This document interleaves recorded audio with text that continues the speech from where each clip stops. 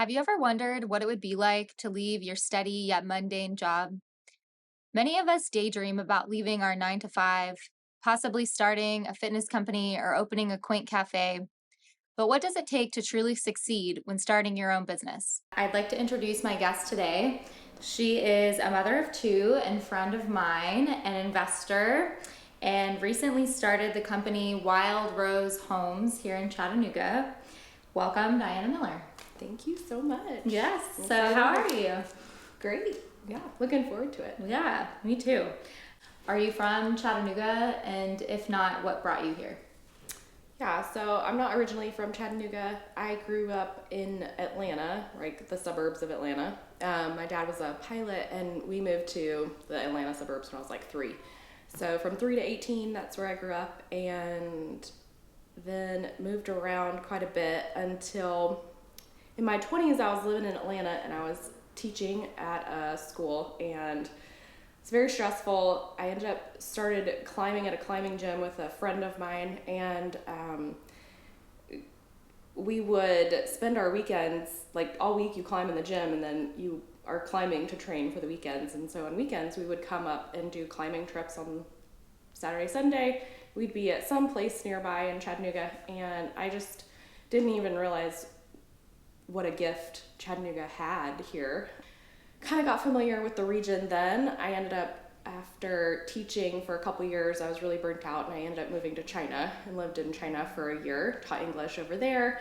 And it was sort of when I was in China that I was able to really think back and reflect on, okay, if I could live anywhere in the world, literally, where would you live? And I had just been in this beautiful town that has a river and mountains, and it's got parks, and it's got restaurants and bars, and that accessibility to the outdoors, that once I was in almost like a concrete jungle, that's kind of what it took for me to realize that Chattanooga has really everything. So that was my plan. Once I was turning 30, moved back home, met my husband, convinced him to move over because he was in like Western North Carolina. So it didn't take too much to convince him, because he was also sort of looking for the right town. And so 9 years ago we moved over. We've since like moved over his whole family, his brothers and his mom,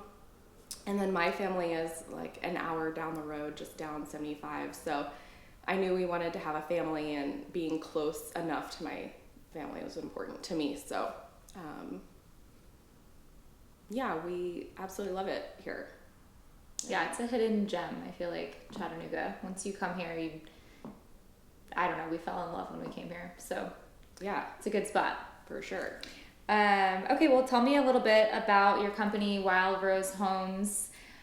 When and how did you start your company?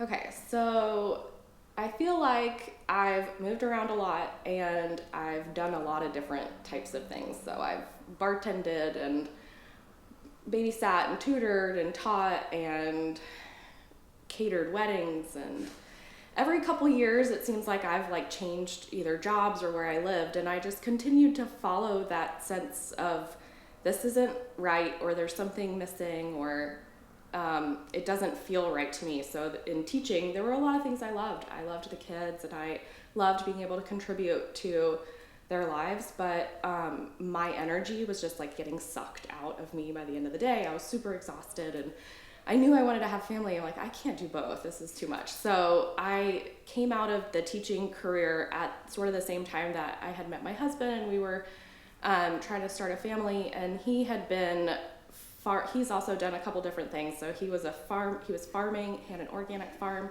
Cool. And then but it wasn't exactly paying all the bills. So he switched over to the Chattanooga Fire Department and allowed me to come out of the workforce as he got a job with the fire department, so that I could stay at home with our kids.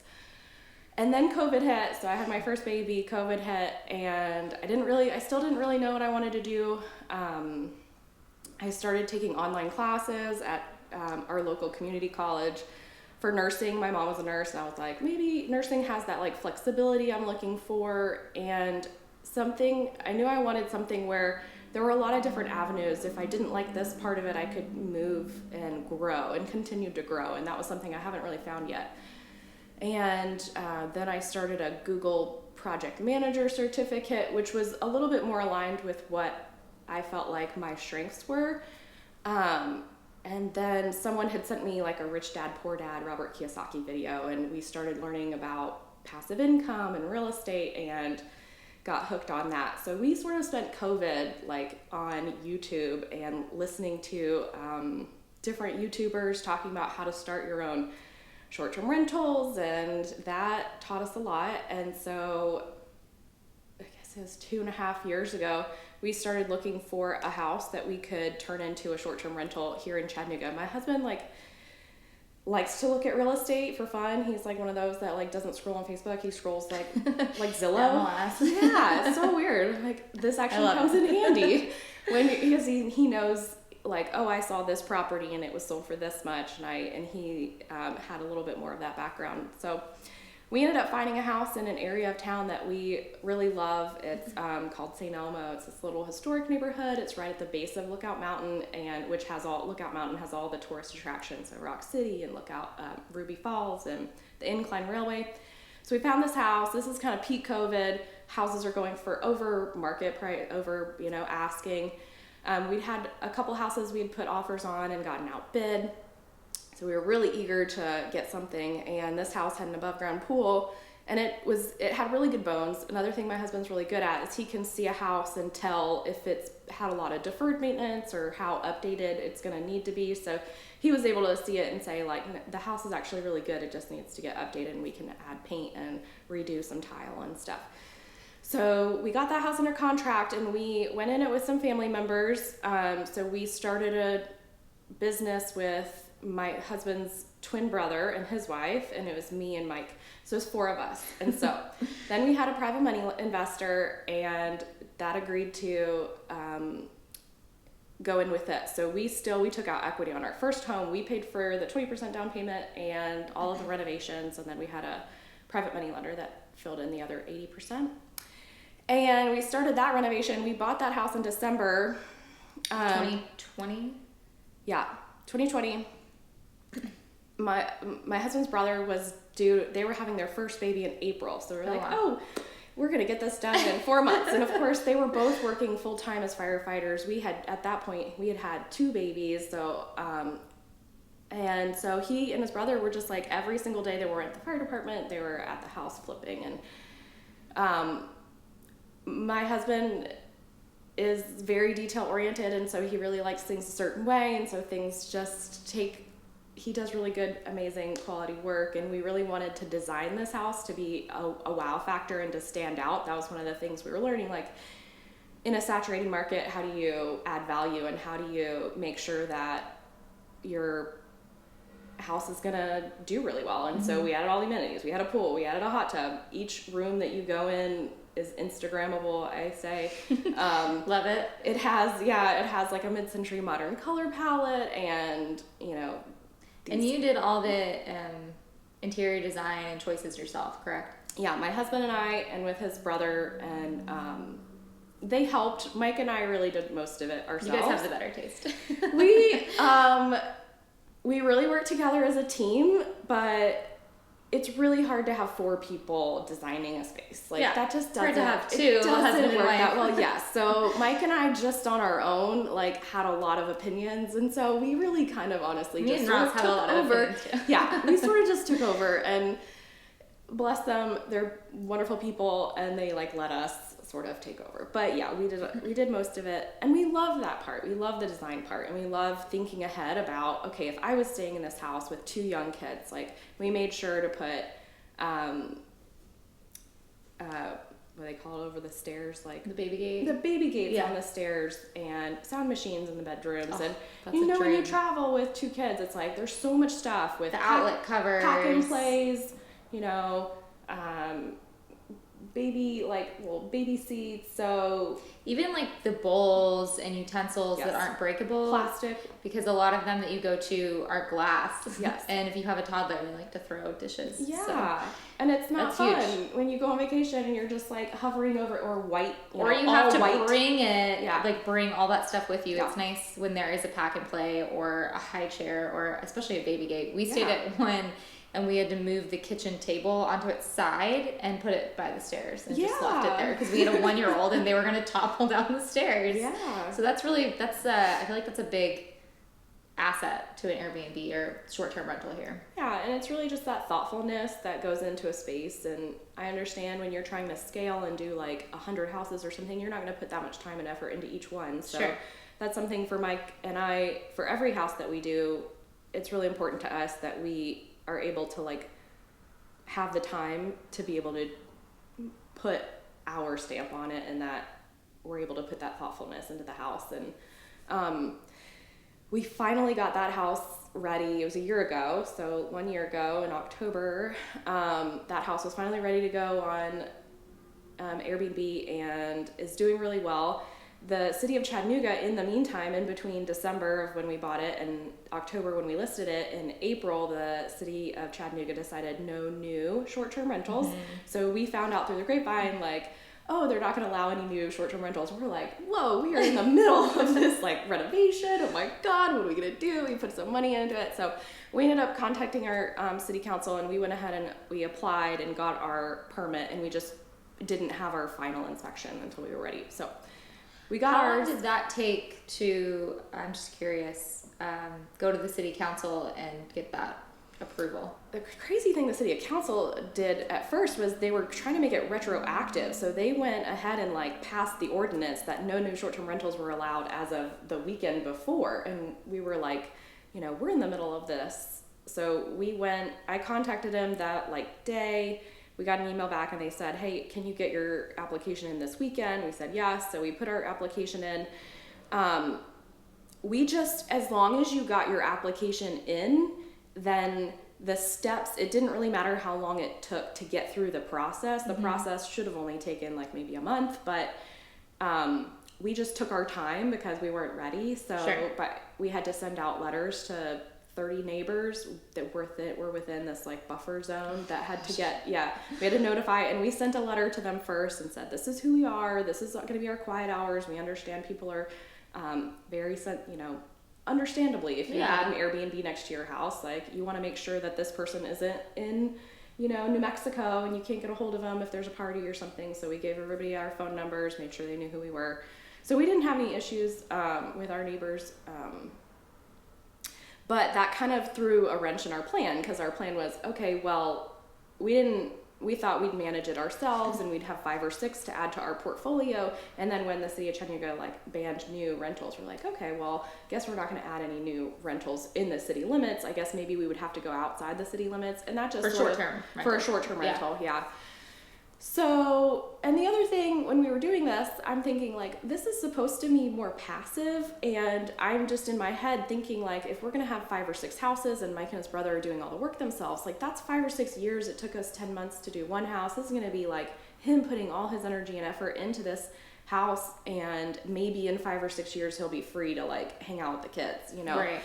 And that didn't really work for me. So in October last year, I found an online group for women to flip houses. So it's Debbie DeBerry's tribe of house flipping women. They're amazing. It's awesome. It's a pay to play, but you get accountability and coaches and mindset and all the example legal documents you'll need. And this is how you start an LLC. I mean, it was really A to Z from the beginning, how to start a business flipping houses to the point where you're not going to lose money and you'll want to do it again. And so I joined that group in October, and by January we were putting out offers on houses to flip for ourselves. So I knew we kind of had something with the house flipping, I knew we could kind of do it, and that obviously other people are doing this and making money at it as a business, and they're not the one doing all the work, so there must be a way. Yeah. So I joined that group, and that was really the catalyst for us to be able to do it as a business. And so, but we had learned a few things about having partners and how hard it is to have partners. And especially, we didn't know what we didn't know. We didn't have roles defined. And so even though we were doing XYZ, they were also thinking they were doing XYZ, and it just, became a point of, let's just get this done and save our relationships. And so Wild Rose Home was born the beginning of this year, and I'm the CEO. I'm the only one on those business documents, and I'm Love it. I get to be the one that makes the final decisions, and my husband's happy with that. He knows I listen to him and I take his advice, especially when it comes to like, do these windows need to get replaced or not? Like, you tell me. He's the expert on the construction stuff. So yeah. So then we bought two bought two houses, and they're getting ready to go on the market, hopefully. Amazing. This month. That's awesome. So, with transitioning from a 9-to-5 to starting a business, your husband recently transitioned from his 9-to-5. I don't know if it was exactly 9-to-5 because firefighter, I'm sure the hours are different. His W-2. Yes. To starting this company. What would you say the biggest adjustments have been for you guys with that? I mean, leaving your W-2 is amazing. That was a wonderful thing for him and our family, and to be able to just focus on the business and not have your time and attention being dragged away constantly, So he was a firefighter, and their schedules are like 24 on, 24 off, 24 on, 24 off, 4 days off, and then 24 on. And his nighttime schedule was interrupted, and, it's amazing. We're super grateful that he had that ability to do that for us. But as we got started in this remodeling, construction, and flipping, he had the farm that he was wrapping up at the same time. So he still had some farm equipment that they were selling. And so by liquidating some of the assets that he had in a previous job business, we were able to give ourselves a little cushion. And we measured out, okay, if he were to stay, this was in July, if he were to stay in his W-2 from July until the end of the year, how much money are we talking? And it's like $15,000 when you talk about, wow, by the time taxes are taken out and everything, it's like $15,000. We could do that in one flip. Plus some, probably. More, yeah. And so you're just weighing the benefits and, the cons. Is it worth it to stay in this W-2? Do we need it? And a lot of people say, oh, what about health insurance? You have the marketplace. There's so many options now. As soon as we were, before he had quit that job, I had already applied for our health insurance through the healthcare marketplace. And yes, we're paying a little bit more out of pocket, but you just budget for that. So we had a little bit of a cushion. We had kind of scheduled out, this is how much we're going to need for the year, which we had. And then really it's mindset stuff. Can you do it? And neither Mike nor I think, are good W-2 workers. I think we want too much flexibility. We want to be able to go on vacations. And we don't like the upper limit being there. If he were to stay in his previous job, it's maybe one day in 10 years you'll make $50,000. It's or if you just work your tail off this year, you could make $50,000 this year. Yeah. Why would you stay in a job when you're capped at that, what you can do? And so it wasn't really a difficult decision for us. I think we had talked about it at the beginning of the year, timing, and our houses. And by July, we had owned two of these houses, and because his time was being split between work and family and these two houses, they weren't getting done as quickly as we would have liked them to do. So I knew okay, I really need him to be focused on these two job sites, and so that's going to happen if you quit your job and you're there, right, and you can do it. And we had run the numbers enough that we knew, and we are following the market so that we're still good with our sales price, and that we're going to do fine. Yeah. So, you're getting your time back, his time back, to focus on that. And I feel like you said, some people aren't meant for the 9-to-5 life or the W-2 path. But I do think it takes a certain type of mindset and person, and how much you're willing to put into it, and how badly you want it to start a business. So tell me a little bit about how those flips are going. Is there one that, do you have any interesting stories? I mean, I could talk to you all day long about these flips, so I'll try to keep it brief. Okay. But it's super interesting because the house that's a short-term rental, it's like now at this point, it's more or less passive. I'm still having to like make sure we have supplies and answer questions and stuff, but it doesn't take that much time.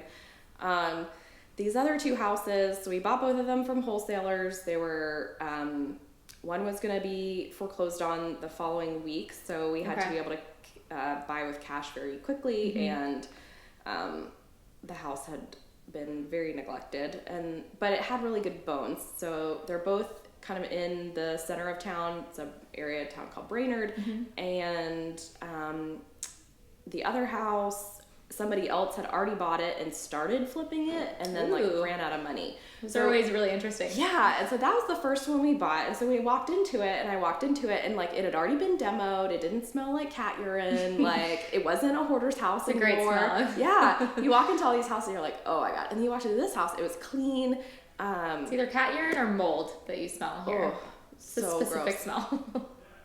Yeah, so in my head, we bought this house. We thought that it would go very quickly. Like, okay, it's a 2-story, it's like 1,200 square foot on the top, and it's got 1,100 square feet in the bottom. And big house. Yeah, and they had already framed out the basement. They're gonna finish out the basement, and the top house had already passed rough-in and plumbing, rough-ins for electrical and plumbing and framing, and it passed all these permitting. And we were like, okay, cool, we're just gonna go in and pull our final.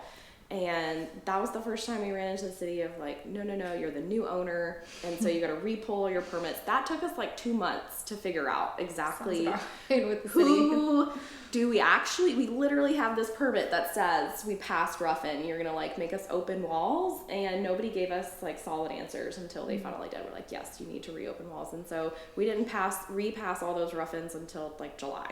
So we ended up calling in a favor from someone we knew that was able to pull the GC permit for us, and we're working under them, and it's going to be really nice. It has the downstairs has a separate entrance, so that's something we're trying to do with both of these houses, is make them flexible. And maybe you have a mom or dad that's older, you want to live with you, but you don't need them to like share a hallway, bedroom, bathroom from you. So, or maybe you want to rent out the space. House hacking is really big, or because there's no new short-term rentals in non-owner occupied. If you lived upstairs, you could do a short-term rental in the basement, or a mid-term rental, or a long-term rental. So both of these houses we're working on are kind of multifamily houses now. So cool. And then the other house is a really neat mid-century modern house. It was a brick. It was built by like an architect, and you can tell it just had a thoughtful design, and it was built really well, and then kind of neglected. And so, in Brainerd area too. Yeah, and it's at the end of a street. It's got a nice flat side yard at the end of a cul-de-sac. So also it would be a great house for a family, and then also do some type of house hacking or something if you want a roommate in the basement or whatever. So that house we're having a lot of fun with, like tile design. Mid-century modern is fun. Yeah. So that's kind of been like our jam this year, has been learning like, what does that even mean? And like just Googling things, like Google color palettes. People say, how do you pick a color? Just Google it. Like top Sherwin-Williams paint color for mid-century. They'll be like the paint of the year every year. Don't like read even white. Like I feel like every color too. When we were painting our house here, our first house here, I just looked at best white 20, I think it was 18, and it was like snow something. So it works fine. Like, don't make it that difficult. Google's great. But keep it. I love color palettes. I love staying with like, there are different types of blues, and so it's been super helpful. But so those two houses are getting finished, and any day now they should be on the market. That's sweet. We're at the end. It's like I can kind of see the finish line, but it's still like far enough away that like all the money is going out right now, and I just need it to get done so that we can. It'll come back. Recoup. It'll come back. We can recoup, and then you can reinvest it into another flip. Yeah, exactly. Cool. And we're under contract for another house. So. Oh, cool. So your plan moving forward is to continue to do flips And then will you ever go back to short-term rentals if they change the moratorium that they put on? I don't think that I want more short-term rentals at Okay. the moment. I would love to build affordable housing and do like build to rent for long-term housing. Cool. I think we have a huge affordable housing crisis. We have the city of Chattanooga is like negative 6,000 units for the next, like, by the end of the decade, they'll need like 6,000 more affordable units. So I see a huge need within that space, and I would love to help be a part of that solution. So as far as and we've learned like passive is a huge scale, and I would like to get to the point where our passive income is exceeding and then replacing our active income. But that's going to take us probably, decade, couple, 10, 20 years maybe to get us there. But I think I see us like flipping houses for the active income and then doing some development type work for affordable housing. Cool. So that's amazing. My goal now. Yeah, I love that. Yeah. When I first met you, you came to the Moms in Business dinner, and I remember you really had just started this process. So it's been really cool to see you even change up until now, because I'm forgetting, I think it was in like maybe March. So it's been really cool to see you grow, because I've definitely seen you flourish. What advice would you give to somebody who is similar to your situation, let's say when you started this whole process of transitioning from W-2, 9 to 5, you and Mike, to starting a business similar to yours? What advice would you have for them? Yeah, listen to like yourself. And if you're in a position, you're in a job, or you're in a space that doesn't feel right or something, just, it's not it. Like, I've been in lots of relationships where it's like, this person is a good person, they're just not the person for me. And same thing with jobs. If I was in a job, it's like, this is a good job, but it just doesn't feel like it's, it should give you energy instead of sap it. And that was something with teaching that like really taught me a big lesson. I don't think the job that I'm meant for is supposed to zap it from me. So what I think this year has really shown me is that I found what I'm meant to do. Like, I have found this is it for me. I could spend my whole life working on affordability and housing and multifamily and all this stuff. And so A is continue searching for things. And if you haven't found it yet, keep looking. And don't be afraid to leave a relationship. Don't be afraid to move across the world or across the city. If you find, like, my parents think I'm crazy. Like, they do not, they support me in a lot of ways, but they think I'm just absolutely like off the wall. They would never do what I've done. But you can always make money. I mean, I've had like $12 in my bank account and had to pay rent the next day, and got a job. You can always get a job. Yeah. Call on friends. And then the other thing that really changed this year for me was joining mentorship coaching programs. And I cannot speak highly enough of the two that I've been in. The one is Debbie DeBerry's Tribe of House Flipping for Women. It's been amazing, worth every dollar. I think it was like $6,000 to $8,000 or something for the year. But people have no problem spending $100,000 on a degree. And this is so much more than a degree. I'm getting all of this knowledge. Here's how you do this. And then there's accountability and coaching and mindset. And if you have a question, I have 100 women that are also flipping houses that can help me. Like, how do I design this kitchen? Or what would you do here? And then Mike and I joined a group for multifamily, which is just like taking what we're doing with flipping houses and sort of doing it on a larger scale. And it's definitely broadened our vision for like what we could possibly do in our life. And it's taken what I thought would be maybe one day we'll do this in 3 or 5 or 10 years to like, I could do this next year if I hustled my butt off. Like, I never thought I would be a developer, and now I'm like, no, I want to be a developer, and if they can do it, like, I can do it, and I just need to figure out who do I need in this little what pieces do I need to put together. So join a coaching program. There are free so many free online resources, like Bigger Pockets is an amazing resource for anybody looking to get into real estate, and the people are very, very helpful. I think there's this, I would just be careful of your mindset in thinking that people are either not good or not helpful, but people want to help. And the more successful someone is, usually like they want to help people below them. Like, absolutely, they want to help, and it makes them feel good, and it helps you. So put yourself out there, go to real estate meetups, join groups, And then I will say the one hard thing too for myself is I have 2 little kids at home, and I'm reading all the gurus, and they say to wake up at 5 a.m. and they do a cold bath and they meditate and they work out. Yes, It's like she was doing cold showers for a while. I was like, I can't do that. I do them now when I need them. Like, Okay. I need a stress. It's like a stress reliever. It's like without having to work out or anything like that. But I also give myself a lot of grace, and like this morning I slept in, you know? And I think we've talked about how it's just do one thing a day. If it's just create an LLC, like get your name whatever registered, and then tomorrow figure out next step. You don't have to have everything figured out. Just do like one thing a day. If you have like 3 things you want to do this week, and then that snowballs into crazy. Yeah, into a business. Yeah. Okay, well, thank you for joining me on the Working Moms podcast. It was a pleasure to have you, and I'm excited to see where your path leads you. Thank you. All right. It's been fun. Thank you for joining us on the Working Moms podcast. I'm Lisa Paller, and I hope you have a tantrum-free day.